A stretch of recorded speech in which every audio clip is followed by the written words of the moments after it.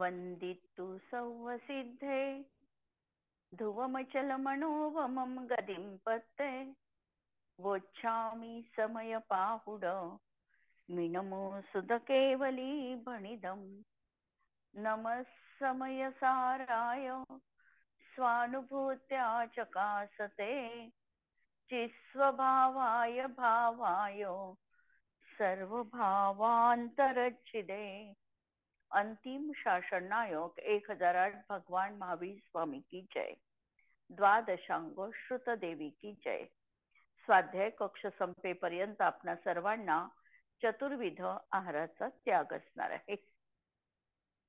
समयसार ग्रंथ आपण बघतो आहे आणि यावर आश्रवाधिकारामध्ये आपण 118 आणि 119 नंबरचे 2 कलश अमृतचंद्र आचार्यांनी रचलेले लिहिले की ज्ञानीला पूर्वबद्ध कर्म आहेत, त्यांनी पूर्वबद्ध कर्मांचा बंध पण केलेला होता, पूर्वी कर्म पण बांधलेले होते आणि या कर्माचा उदय आला की त्या उदयानुसार द्रव्य प्रत्यय तिथे विद्यमान असणार आहे। म्हणजे पूर्वबद्ध कर्माचा उदय ज्ञानीला देखील असणार आहे, पण ज्ञानीला पूर्वबद्ध कर्माचा उदय जरी असला तरी त्या उदयामध्ये तो एकत्व करत नाही, त्या परिणामाला तो उपादेय मानत नाही, तिथे त्याची निरंतर उपेक्षा बुद्धी असते। त्या परिणामांना तो स्वतःच निज स्वरूप समजत नाही, तिथे स्वामित्व कल्पना करत नाही आणि म्हणून त्या दृष्टीतून त्याला रागद्वेष मोहाचा अभाव असल्यामुळे नवीन कर्मबंध रुकल्या जातो, नवीन कर्मबंध होत नाही। नवीन कर्मबंध जीवनामध्ये टाळायचा असेल तर प्राप्त परिस्थितीत ज्या कर्माचा उदय सुरू आहे तिथे एकत्व न करणं, त्याच्यापासून ज्ञानानंद स्वभावी मी आत्मा अलग आहे हे प्रतीतीमध्ये घेणं, नुसतं जाणणं नाही, केवळ शाब्दिक जाणणं नाही तर प्रतीतीयुक्त जाणणं आणि तशा प्रकारची प्रगाढ श्रद्धा असणं, अभिप्राय तसाच असणं, याला म्हणायचं त्याचं स्वामित्व न स्वीकारणे। आम्ही वरपांगी म्हणत असू की मला तर स्वामित्व नाहीये आणि अंतरंगामध्ये सुप्त इच्छा कुठे न कुठे आहे, तर अजूनही मिथ्यात्वाची नीरगाठ आमच्या जीवनामधून सुटली नाही। जसा तो शुक पक्षी असतो, म्हणजे पोपट असतो, पोपटाला शिकवून ठेवलेलं असतं की नलिनीला पकडू नको, नलिनीला पकडल्यानंतर तुला त्या ठिकाणी बंदिवासात पडावं लागेल।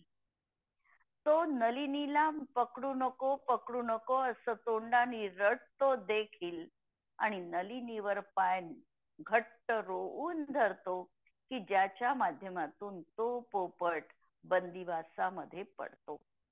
आम्हीही असं बंदिवासामध्ये पडलेलो आहे। याचं कारण शाब्दिक कदाचित आम्ही समजलो देखील की हे कर्म पृथक आहे, माझा न्यायक स्वभावी आत्मा अलग आहे। शाब्दिक आमची त्या पोपटाप्रमाणे पोपटपंची सुरू असेल आणि अंतरंगामध्ये भाव भासना नसेल, यथार्थ जाणणं नसेल, तर आमचं ते अजूनही मिथ्यात्व ग्रंथी विद्यमान आहे। म्हणून या ठिकाणी जाणणं याचा अर्थ, मांडणं याचा अर्थ अभिप्राय तसा पक्का असला पाहिजे। जसं रत्नकरण शावकाचार मध्ये आचार्यांनी म्हटलेलं आहे की इदम एव ईदृशम एव तत्वम न अन्यथा, तत्व वेगळं असू शकत नाही, अशी ही तलवारीच्या धारेप्रमाणे अकंप श्रद्धा जीवनात असणं म्हणजेच अभिप्राय कधीही न बदलणं, याचं नाव आहे स्वामित्व न स्वीकारणं। रागद्वेष पर्यायी मध्ये होतोय आहे आणि होत असतानाही यांची अंतरंगामध्ये चिंतनशीलता अशी आहे की हा रागद्वेष मला बंधात टाकणार आहे, हा करणं मला इष्ट नाही, याच्यापासून माझं न्यायक तत्व वेगळं आहे, मी केवळ याचा ज्ञाता आहे, हे अनुभवणं। आणि पहा, आमच्या जीवनामध्ये देखील आम्ही असं करू शकतो का? राग आलेला आहे आणि राग आलेला असताना आमच्या चिंतनाची धारा की राग हा माझा नाही, कर्माच्या उदयात झालेला याला मला त्रयस्थतेने बघायचं आहे, मी केवळ याचा न्यायक आहे, हे जर चिंतन जर आमच्या मनामध्ये उत्पन्न झालं तर राग टिकत नाही. कारण रागाला जो आधार पाहिजे तो आधारच आम्ही काढून टाकला. आधारच नाही तर हा राग टिकणार कशाच्या भरोशावर आहे? म्हणून या रागाचा आधार जी आहे आमची पृष्ठभूमी, ही पृष्ठभूमीच तिथे नष्ट केलेली आहे. आम्ही तिला आमचं मानलेलंच नाही आहे आणि ममत्व नाही, म्हणून तो भाव जीवाचा नाही, ही आचार्यांनी त्या ठिकाणी स्पष्ट उपपत्ती दिलेली आहे. आणि त्यानंतर दुसऱ्या नंबरच्या कलशामध्ये सांगितला की ज्ञानीला राग द्वेष विमोह याचा असंभव आहे आणि म्हणून त्याला बंध नाही. आणि कारण बंधाचं निश्चयाने कारण जर आम्ही बघितलं तर राग द्वेष मोह हेच निश्चयाने जीवाच्या बंधाचं कारण आहे. रागद्वेष मोह नसेल तर द्रव्य प्रत्ययाचा उदय नवीन कर्मबंध करायला असमर्थ आहे. नवीन कर्मबंधाचं कारण जरी पूर्वबद्ध कर्माचा उदय सांगितला असला, उपपत्ती तशा प्रकारची दिली असली तरी त्या कारणाचं कारण सांगताना रागद्वेषादी परिणामांनाच त्या ठिकाणी निश्चयाने बंधाचं कारण म्हटलेलं आहे. आणि हेच आता पुढच्या 2 गाथांमध्ये कुंद आचार्य स्वयं सांगणार आहे. गाथा नंबर 177 आणि 178. रागो दोषो मोह य आसवा नत्थि सम्मदिठ्ठिस तम्हा आसव भावेण विना हेदुइन पच्चया होन्ति हेदु चतुर्वियप्पो अट्ठवियप्पस्य कारणं भणिदं तेसिम्पिय रागादि तेसिम भावेन बच्छन्ति. रागो दोषो य मोहो आसवा. राग, द्वेष आणि मोह 3 गोष्टी, 4 कषाय आणि मिथ्यात्व या 5 साठी शॉर्ट मध्ये 3 गोष्टी सांगितल्या. राग द्वेष मोह. याच्यामध्ये राग म्हणायचा माया आणि लोभ या 2 कषायांना राग म्हणायचं आणि क्रोध आणि मान याला द्वेष म्हणायचं आणि मिथ्यात्वाला मोह. मिथ्यात्व म्हणजे विपरीत बुद्धी, राग म्हणजे प्रीतीचा भाव आणि द्वेष म्हणजे नष्ट होण्याचा, म्हणजे ती वस्तू दूर गेली पाहिजे असा भाव, हा झाला द्वेष भाव. तर राग द्वेष मोह हे मोहनीय कर्माच्या उदयात होणारे जीवाचे विभाव परिणाम आहे आणि हेच वास्तविकतः आश्रव भाव आहे आणि हेच सम्यक दृष्टीला नसतात. राग द्वेष मोह याच्यापैकी वास्तविक जर आम्ही बघितलं तर सम्यक दृष्टी हा 4थ्या गुणस्थानापासून मांडला गेलेला आहे किंवा म्हटल्या जातो आणि सम्यक दृष्टीला राग द्वेष मोह नाही हे म्हणत असताना राग द्वेष याचा अर्थ त्याला अनंतानुबंधी राग द्वेष नाही हा लावायचा आहे. कारण अनंत अनुबंधाला कारणीभूत, अनंत संसाराला कारणीभूत असलेला राग द्वेष त्याच्या जीवनातला नष्ट झालेला आहे. अनंतानुबंधी आणि मिथ्यात्व गेलं, त्यामुळे अनंत संसाराचा फिरण्याचा त्याचा काळ सीमित झाला आणि सीमित झाल्यामुळे त्याला दुसरा पार त्याच्या दृष्टीमध्ये आला. जेव्हा कोणत्याही व्यक्तीला समोरचा किनारा दिसतो आणि तो जवळ आहे असं वाटतं, तेव्हा त्याला एक प्रकारचा हुरूप येतो आणि कधी मी त्या किनाऱ्यावर पोचेल हे त्याला वाटत राहतं. ज्या वेळेला जलतरण स्पर्धा होतात आणि समुद्र पार करण्याच्या त्यावेळेला स्पर्धा होतात, त्या ठिकाणी जर त्या व्यक्तीला ज्ञात झालं की अरे आता आपण खूप मोठं समुद्र पार करून आलो आहे, अगदी थोडा टप्पा आपल्याला जायचा आहे, दुसरा पार त्याच्या दृष्टीत आला, त्याला दिसलं की अरे हे तर काहीच नाही आहे, जे मी मागे सोडलं ते खूप मोठं सोडलेलं आहे आणि समोर आहे ते छलांग एवढंच आहे, किंवा त्याला म्हटलेलं आहे चुलुक प्रमाण, एवढं चुल्लूभर पाण्यासारखं हे आहे, त्यावेळेला त्याचा उत्साह वाढू शकतो आणि तो किनाऱ्यावर लागू शकतो.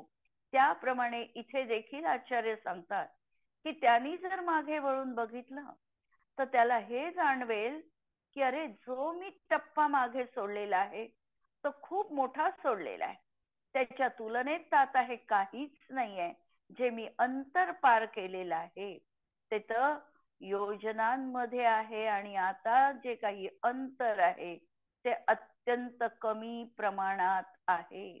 आणि म्हणून त्याला आश्रव भाव नाही, रागद्वेष नाही, असं आचार्यांनी विधान केलेलं आहे. म्हणून रागद्वेष मोह हे आश्रव भाव सम्यक दृष्टीला नाही.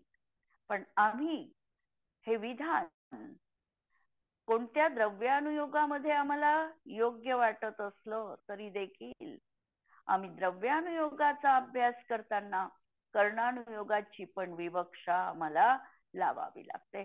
अन्यथा हे वाक्य ऐकून कोणी स्वच्छंदी होऊ शकतं आणि म्हणू शकतं की अरे मला तर आता आत्मज्ञान झालेलं आहे आणि मला आता कोणत्याही तऱ्हेचा कर्मबंध नाही, मी काहीही केलं तरी चालेल. तर असा स्वच्छंदीपणा येऊ नये, ही सावधानता जीवनामध्ये असावी. म्हणून थोडा आमच्या वेगाला आम्हाला स्पीड ब्रेकर पण लावायचा आहे. आचार्य जरी हे विधान करत असेल तरी कर्णानुयोगाचा स्पीड ब्रेकर आम्हाला समोर दिसायला हवा आहे, की कोणता होतो आणि कोणता होणार नाही याची शहानिशा आम्हाला योग्य तऱ्हेने करावी लागणार आहे. म्हणून सम्यक दृष्टीला नाहीत. म्हणून आश्रव भावाच्या अभावी, आश्रवाच्या अभावी नाही म्हटलं वाक्य, आश्रव भावाच्या अभावी म्हणजे आश्रवामध्ये जी उपादेय बुद्धी होती ती उपादेय बुद्धी नाही, याला आश्रव भावाचा अभाव म्हणायचं. तर असा या आश्रव भावाच्या अभावी द्रव्याश्रव कर्मबंधास कारण नाही. हा आश्रव भावाचा अभाव झालेला आहे. आश्रवाचा अभाव अजून व्हायचा आहे, पण याचा अभाव झाला म्हणून हे द्रव्याश्रव जे आहे हे नवीन कर्मबंधाला कारण नाही. आणि चदु वियप्पो हेदू आणि मिथ्यात्वादी 4 प्रकार द्रव्य प्रत्यय हे अठ्ठवियप्पस्य कारणम गणितम. जे मिथ्यात्वादी 4 प्रकार, मिथ्यात्व, अविरती, कषाय आणि योग, हे जे सांगितले हे द्रव्य प्रत्यय, हे द्रव्य प्रत्यय 8 कर्माच्या बंधाचं कारण आहे. आणि त्या द्रव्य प्रत्यय रूप कारणाचं कारण, त्या कारणाचं कारण हे रागाधिक आहे. म्हणजे या ठिकाणी पहिले आम्ही हेतू, त्याचा हेतुमान आणि हेतुमान अशा 3 गोष्टी बघितल्या. तर हेतू आहे पूर्वबद्ध कर्माचा उदय. पूर्वबद्ध कर्माचा उदयामध्ये हेतुमान आहे नवीन कर्मबंध आणि त्याचा हेतू आहे रागद्वेष मोहादी भाव. हेतू, हेतुमान आणि त्या हेतूचा हेतू, अशा तऱ्हेने यामध्ये पूर्वबद्ध कर्माचा उदय आहे पण नवीन कर्माचा बंध होत नाही. याचं कारण त्या नवीन कर्मबंधासाठी जो हेतू सांगितलेला आहे, कारणाचं कारण जे सांगितलंय ते रागद्वेष मोह सांगितलेला आहे आणि हेच वास्तविक कारण आहे. म्हणून त्या ठिकाणी कर्मबंध नाही. म्हणून सम्यक दृष्टीला बंध नाही. त्या रागाधिकांच्या अभावी ते द्रव्य प्रत्यय कर्म बांधत नाही.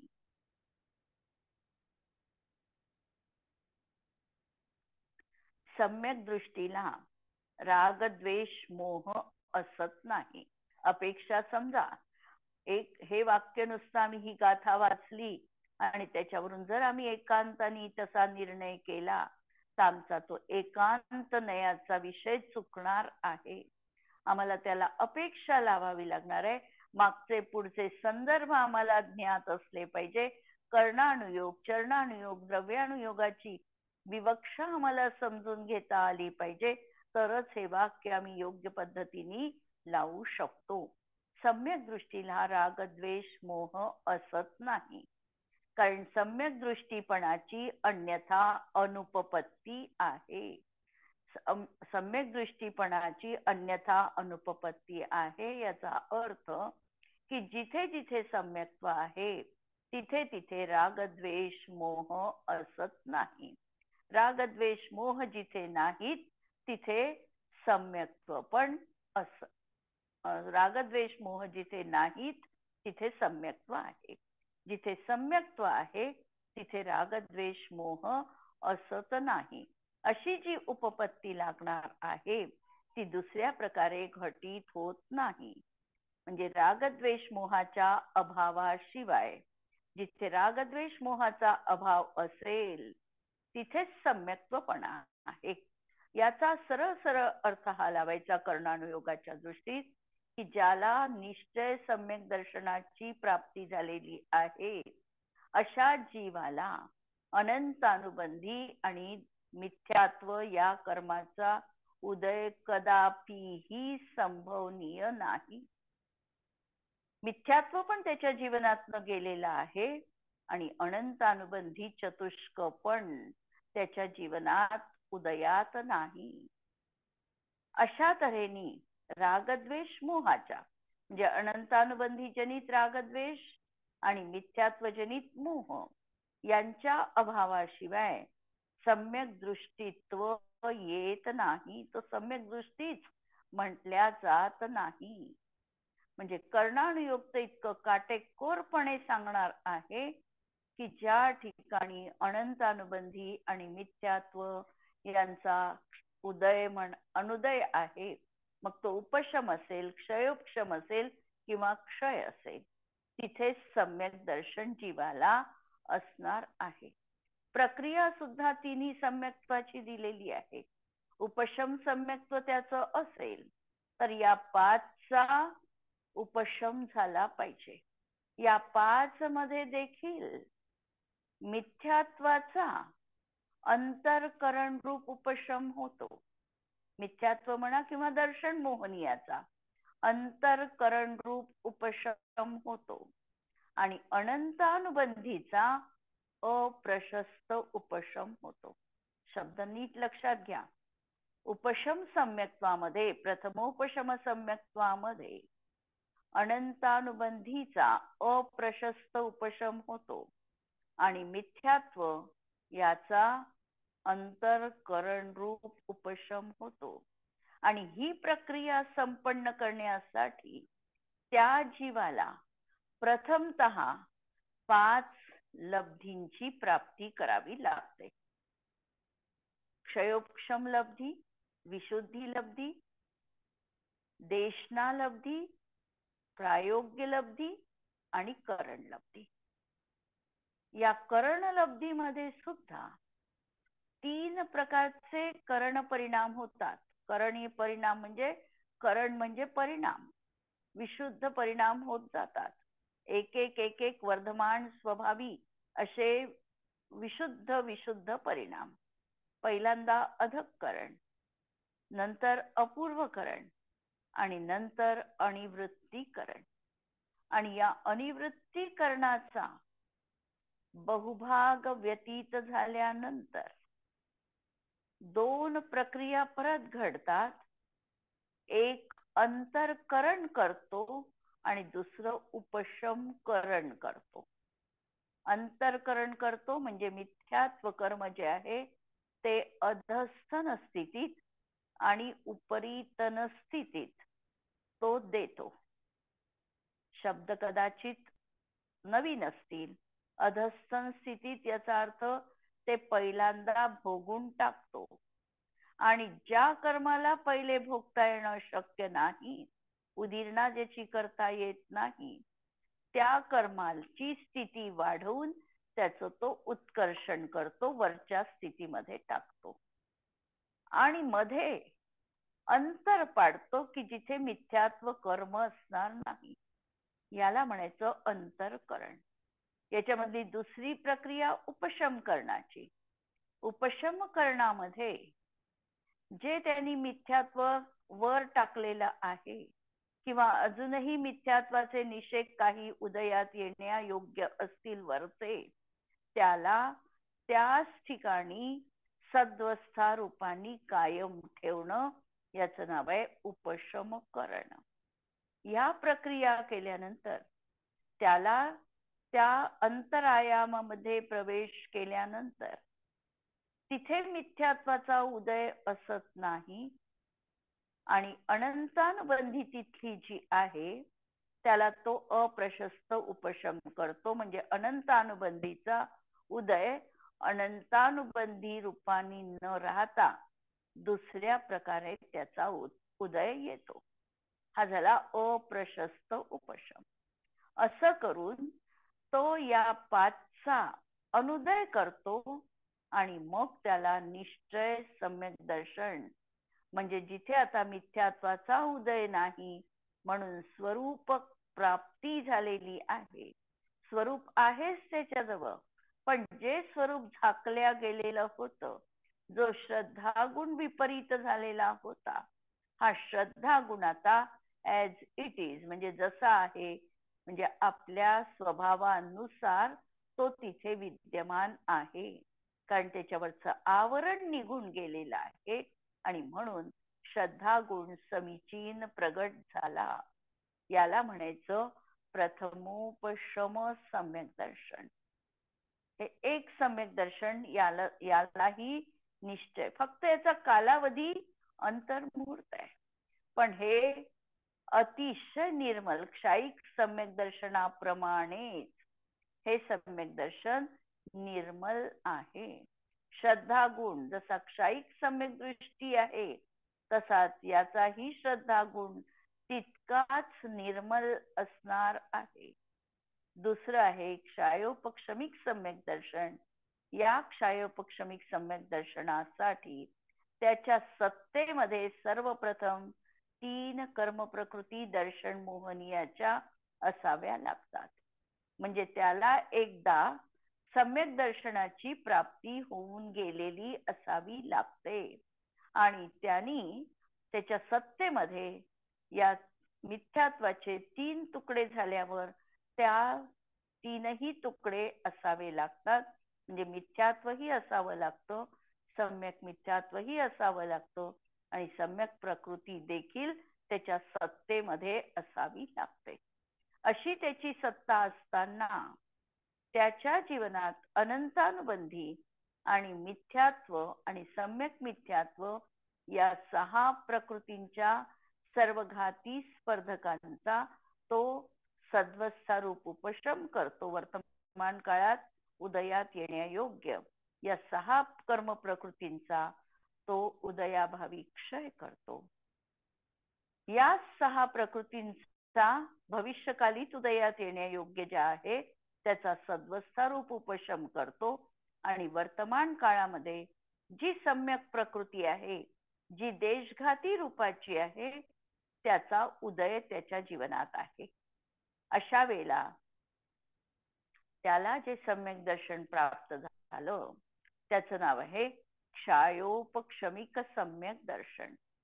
सम्यक प्रकृतीचा उदय असल्यामुळे त्याची श्रद्धा उपशम सम्यक स्वासारखी निर्मल नाही.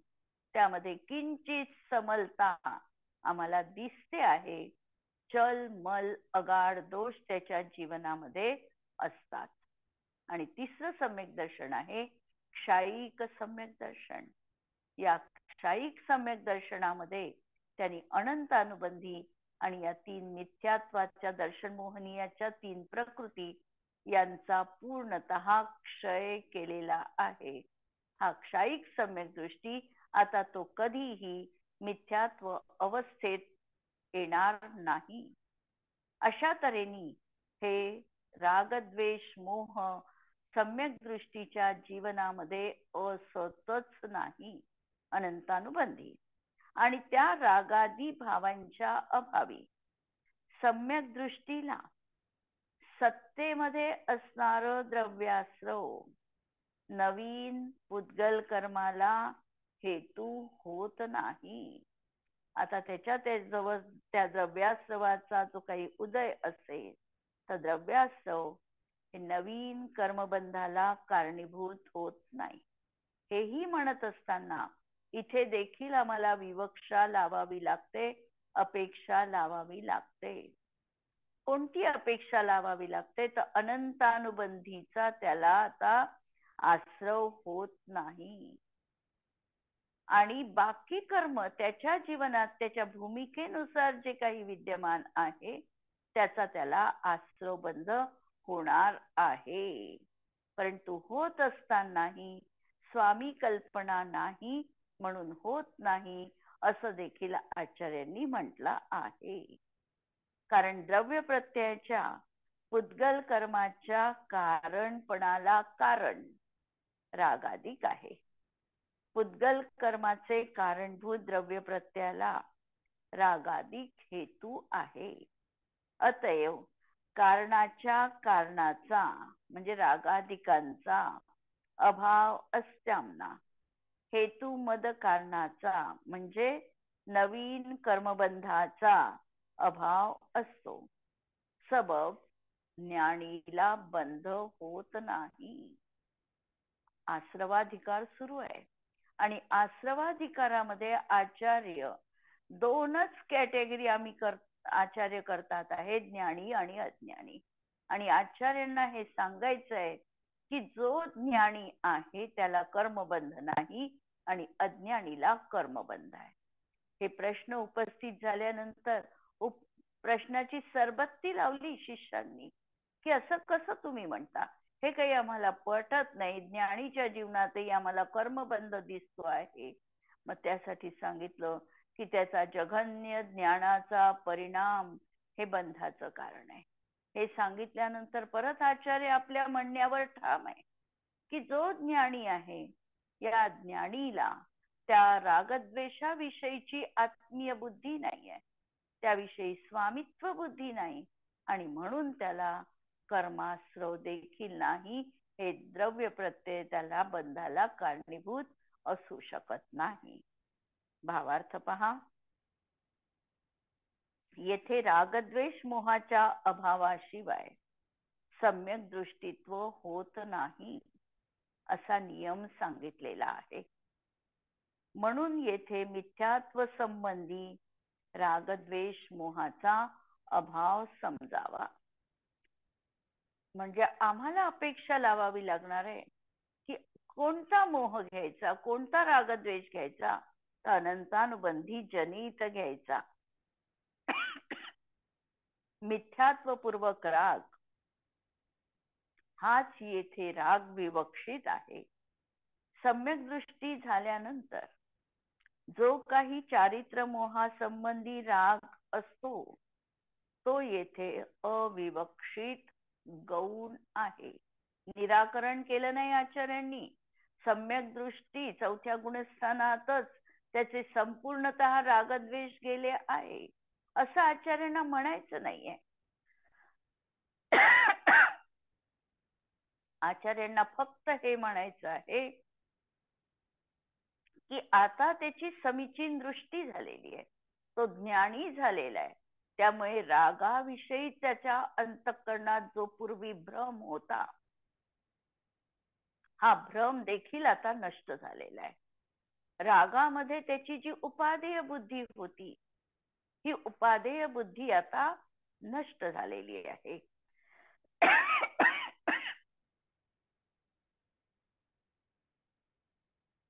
म्हणून हा चारित्र मोह संबंधी जो राग आहे तो येथे अविवक्षित आहे, गौण आहे. याप्रमाणे सम्यक दृष्टीला भावाश्रवाचा अभाव आहे. द्रव्याश्रव बंधाला हेतू होण्यामध्ये रागादी आश्रव भाव कारणभूत आहे. ते सम्यक दृष्टीला नसल्यामुळे द्रव्याश्रव बंधाला कारण होत नाही आणि म्हणून सम्यक दृष्टीला ज्ञानीला बंध नसतो. सम्यक दृष्टीला ज्ञानी म्हणणे योग्यच आहे. ज्ञानी संज्ञा मुख्यतः 3 अपेक्षेने उपयोगात येते. ज्याला ज्ञान असते तो ज्ञानी म्हटला जातो. अगदी मग त्याला कुठलीही विवक्षा न लावता ज्याच्याजवळ चैतन्यांश विद्यमान आहे, ज्ञान दर्शन परिणाम आहे, तो ज्ञानी आहे हे म्हणता येतं. सामान्य ज्ञानपणाच्या अपेक्षेने तर सर्व जीव ज्ञानी आहे. मग निगोदी अवस्थेपासून मुक्त अवस्थेपर्यंत सगळे जीव ज्ञानवान आहे. दुसरं, सम्यक्त्वाशी अविनाभावी ज्ञान ते सम्यक ज्ञान आणि मिथ्यात्वाशी अविनाभावी ज्ञान ते मिथ्या ज्ञान, अज्ञान. म्हणून ज्ञान म्हणजे सम्यक ज्ञान आणि अज्ञान म्हणजे मिथ्या ज्ञान. या अपेक्षेने सम्यक दृष्टी ज्ञानी आणि मिथ्या दृष्टी अज्ञानी म्हटल्या जातात. ही दुसरी विवक्षा ज्ञानीच्या संबंधातली. आणि तिसरी विवक्षा संपूर्ण ज्ञान म्हणजे केवल ज्ञान ज्याला आहे ते ज्ञानी आणि या अपेक्षेने केवली भगवान ज्ञानी आणि सर्व छद्मस्त अज्ञानी. कारण असे अज्ञान 12व्या गुणस्थानापर्यंत सांगितले आहे. औदैक ज्ञान 12व्या पर्यंत आहे. याप्रमाणे जेथे जी विवक्षा असेल ती समजून घ्यावी आणि या ग्रंथामध्ये दुसरी विवक्षा प्रामुख्याने आलेली आहे ती प्रधान आहे. कोण तर जो सम्यक्त्वी आहे तो ज्ञानी आणि जो मिथ्या दृष्टी आहे तो अज्ञानी. म्हणून सर्वत्र बहुतांश ठिकाणी हीच विवक्षा ज्ञानी म्हटलं की आम्हाला सम्यक ज्ञानी लावायचं आहे आणि अज्ञानी म्हटलं की मिथ्या ज्ञानी लावायचं आहे. अशा तऱ्हेने ज्ञानीला बंध नाही हे शुद्ध नयाचे महात्म्य आहे. म्हणून शुद्ध नयाचे फळ आणि महिमा आता परत आचार्य कलशाच्या माध्यमातून सांगणार आहे. उद्याला आपण पुढचा भाग बघू. जिनवाणी के ज्ञान ते सूझे लोकालोक, सो जिनवाणी मस्तक नमो सदा देत हूँ खोक. नमो अरिहंताणम नमो सिद्धाणम नमो आयर्याणम नमो वज्रायाणम नमो लोए सवसाहुणम. सर्वांना जय जिनेंद्र.